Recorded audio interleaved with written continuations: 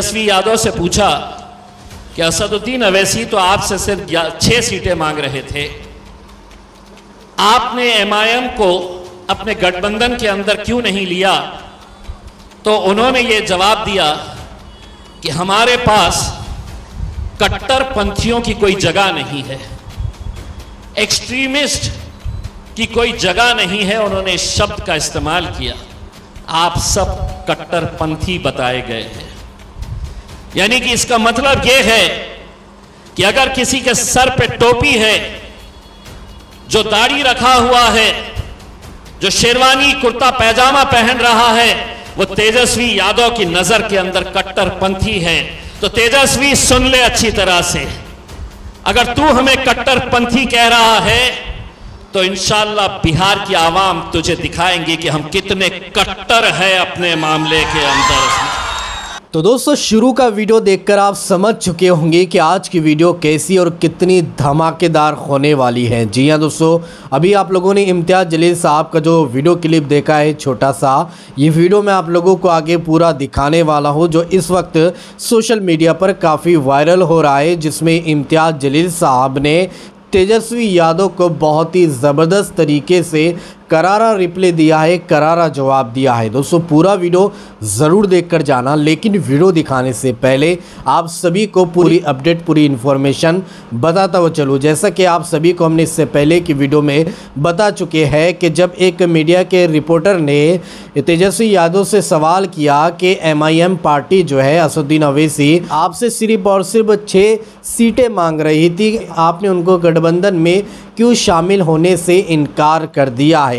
इसका रिप्लाई देते हुए तेजस्वी यादव ने कहा कि हमारे पास कट्टरपंथी, चरमपंथियों के लिए कोई भी जगह नहीं है। जी हाँ दोस्तों, असदुद्दीन अवैसी और असदुद्दीन अवैसी की पार्टी को लेकर तेजस्वी यादव ने ये शर्मनाक बयान दिया है कि हमारे पास एमआईएम पार्टी जो कि कट्टरपंथी है, चरमपंथी है, हमारे पास इनके लिए कोई जगह नहीं है। अब इसी का रिप्लाई जो है बहुत ही अच्छे अंदाज में बेबाकी से एमआईएम के पूर्व सांसद इम्तियाज़ जलील साहब ने दिया है, जो कि उनका ये वीडियो इस वक्त सोशल मीडिया पर काफ़ी वायरल हो रहा है। मैं आप लोगों को सबसे पहले ये वीडियो क्लिप दिखाना चाहूँगा। आप सबसे पहले ये वीडियो क्लिप देखें, फिर आगे बात करते हैं। मुसीबत में मुजाहिद, कोरोना में मुजाहिद,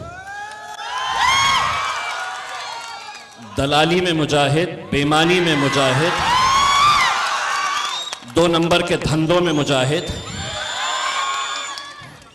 मुझे ऐसा लगा था कि मास्टर का मतलब ये होता है कि बच्चों को अच्छी तालीम दे, तरबियत दे, अच्छों बच्चों को पढ़ाया जाए, लेकिन मुझे ये बताया गया है कि ये मास्टर जो है ये मोदी को मानने वाला है।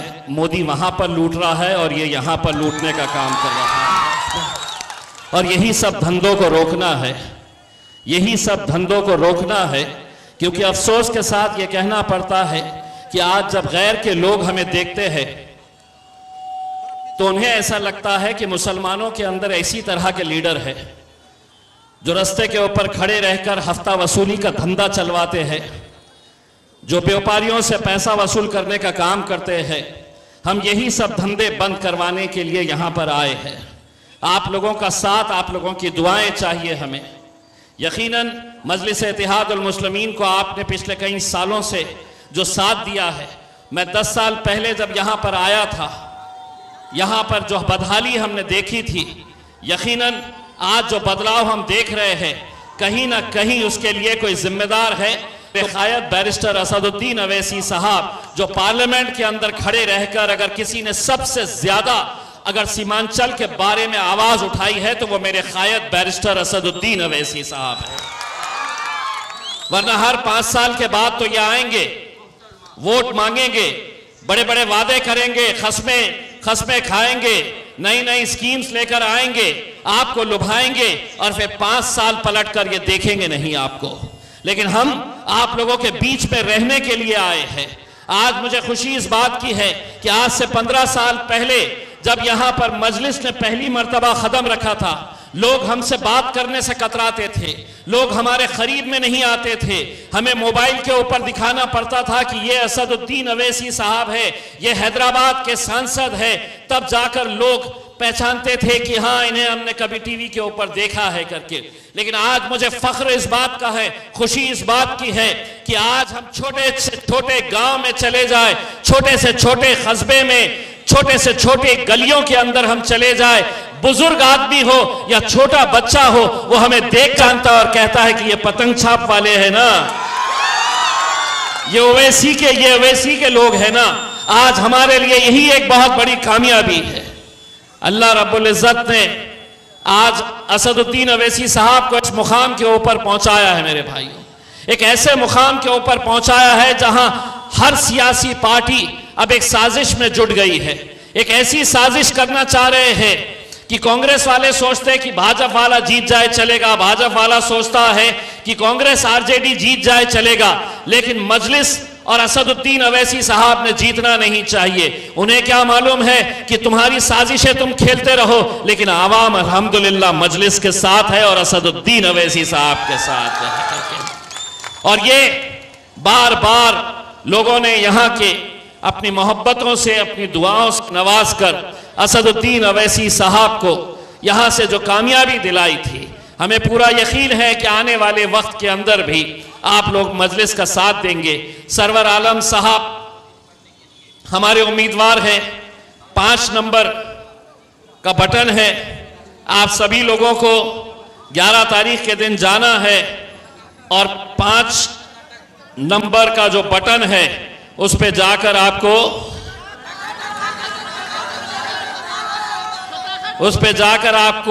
टकाटक टकाटक टकाटक टकाटक, और इंशाल्लाह अगर 11 तारीख के दिन आपने सही तरीके से टकाटक कर दिए तो 14 तारीख के दिन जब नतीजे आएंगे, ये वही तेजस्वी, ये वही राहुल जिसको असदुद्दीन अवैसी साहब ने कहा था कि हमें बिहार में महज 6 सीटें दे दो, हम भारतीय जनता पार्टी को दोबारा सत्ता में नहीं आने देना चाहते हैं। उन्होंने कहा कि मजलिस की यहां पर कोई पकड़ नहीं है, मजलिस की कोई ताकत नहीं है, मजलिस को हमें 6 क्या हम 1 सीट भी नहीं देंगे, तो हम 11 तारीख के दिन टकाटक हिसाब से कर डालो।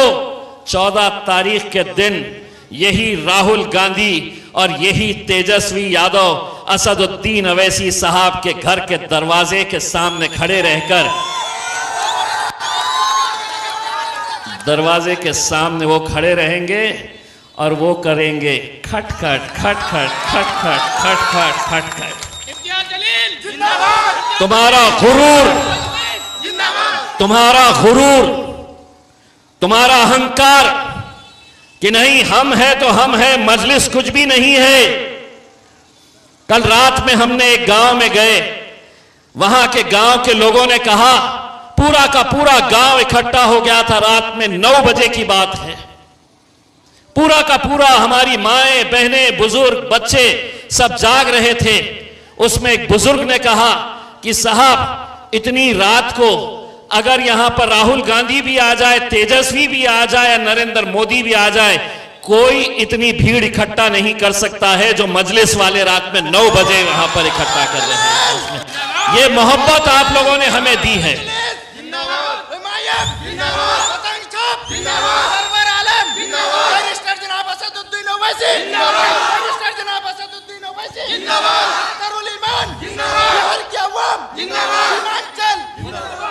मैं जाते जाते बस एक बड़े अफसोस के साथ एक बात कहना चाहता हूं, और ये बात आप सभी लोग बड़े गौर से सुने, समझने की कोशिश। कल एक मीडिया की रिपोर्टर ने तेजस्वी यादव से पूछा कि असदुद्दीन अवैसी तो आपसे सिर्फ 6 सीटें मांग रहे थे, आपने एमआईएम को अपने गठबंधन के अंदर क्यों नहीं लिया? तो उन्होंने ये जवाब दिया कि हमारे पास कट्टरपंथियों की कोई जगह नहीं है, एक्सट्रीमिस्ट की कोई जगह नहीं है। उन्होंने इस शब्द का इस्तेमाल किया, आप सब कट्टरपंथी बताए गए हैं। यानी कि इसका मतलब यह है कि अगर किसी के सर पे टोपी है, जो दाढ़ी रखा हुआ है, जो शेरवानी कुर्ता पैजामा पहन रहा है वो तेजस्वी यादव की नजर के अंदर कट्टरपंथी है। तो तेजस्वी सुन ले अच्छी तरह से, अगर तू हमें कट्टरपंथी कह रहा है तो इंशाअल्लाह बिहार की आवाम तुझे दिखाएंगी कि हम कितने कट्टर हैं अपने मामले के अंदर।